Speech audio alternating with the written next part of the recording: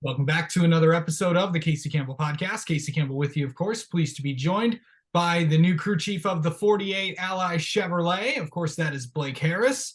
How's it going? It's going well here. Thanks for having me on today. All right. So kind of going into what have the past few months been like for you. Just kind of talk about just getting used to everything in Hendrick. Yeah, I think the biggest thing is just getting here. Big company, right, and getting to know everybody and simple early on, just trying to learn everybody's names and getting acclimated with the day to day and how they operate here and how I can plug into that system and just be best prepared for next season. And definitely get a little. I feel like it's a little bit of shortcut compared to last year for me. I mean, I made a transition over to a new company in a matter of beginning of January, and within a couple of weeks we were testing and racing. So definitely feel better about the time I had this year to kind of start get going and understand and get used to everybody. Yeah. So let's go into this. What has it been like getting to know Alex and all that? Yeah, all that for me has been pretty natural. I felt like really even the first time I talked with Alex and to Alex about this opportunity, that definitely was pretty easy conversations to have. So he comes by here, once or twice a week at least into the shop, and we had a little bit of I saw him a little bit in Tulsa at the Chili Bowl.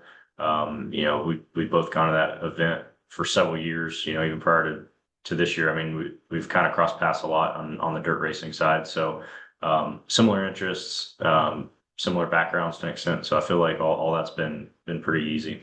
Yeah. Of course, you guys are, getting ready for next week, of course, the LA Clash and all that. Of course, going in and of course testing the few things the past few days over at Phoenix. I don't know. Obviously, you probably kept a keen eye on that, but what did you notice? What did you kind of take away from that, from all the data that you've been given from all the changes? Yeah, I don't know. I don't know that there's any conclusive answers from some of the short track testing. I think is what you're referring to from Yeah. Phoenix.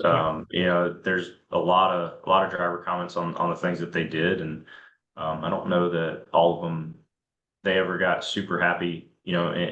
Seeing a big traffic difference maybe in some of the changes that they made, but I think they've got more testing coming up. They'll have a chance throughout the season to look at some more of those things. So does anything come of it right now? I don't really know.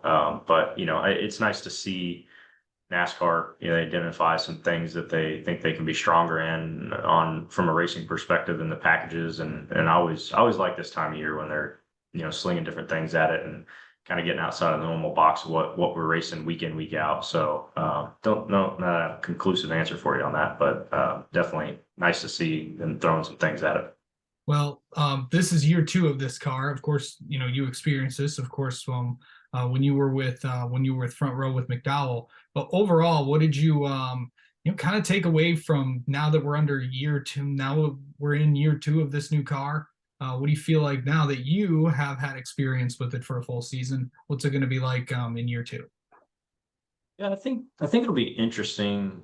The start of the year, there were so many unknowns. I mean, we had tests, but I feel like almost early on, it was a little bit of system tests at some of these places. Like we would go to tracks for the first time, testing prior to the start of last season, and as much as you wanted to have all these different setups and concepts and things, the development was pretty rapid through the beginning part of the season. So even when you go back to a track that you had tested at a month or two prior in the off season, like the concept of what you were trying to or how you were trying to approach things was completely different. So it almost made it feel like the tests that you did have from a track time and performance perspective really didn't relate sometimes to the places when you went back in a month or two. So we did get to see the second half of the season how different teams responded, and I thought it was pretty interesting to see how certain organizations that maybe dominated a first race would go back and maybe not be as strong, and then the opposite end of that from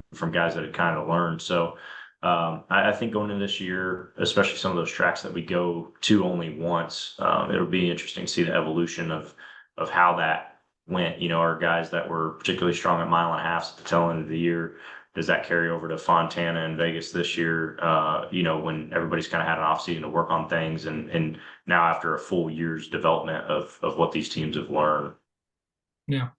So you just getting used to everything this year, and of course just getting to the with the getting used to new guys. What has that been like for you? And have you met everybody? Have you kind of worked, with Alex and Kevin and all those guys and about just overall everything? Yeah, I think the team side, team guys, road crew, traveling road crew, are guys that are in the shop, the guys that I work with immediately on the team. That part's a little bit easier, right? Like I can make it down to pit practice and hang out with our road crew and do all those day-to-day things with a company this size. If you need something that's a little outside of the day-to-day norm, to go find those guys in another building or another department and understand who to talk to. I don't know. I'm certainly not buttoned up on that yet. I'll figure that out as it goes. And as far as working with Kevin and Alex at the track, that's just something unfortunately up against with us, no testing. Like we have had no tests this winter. We're going to be leaning really hard on that. So and we'll have some conversations and have had some conversations about how we approach that weekend. As much as performance and all those things, how we approach that weekend are important from a normal process. We will definitely have a lot of emphasis on, the communication aspect and how we can go through those things to kind of speed up all of that throughout, the beginning of the season. Yeah. Of course, the LA Clash is next week. Kind of talk about just how it works out there with. I know you don't. I mean, there's really who's going out there. I mean, I don't think the pit crews are, or just kind of explain how that works for maybe someone that might not It's not really any different than a normal weekend. I mean, for us, when we show up, we go through tech, road crew. Truck gets there, gets unloaded, road crew comes in, we go through tech, we practice, we qualify.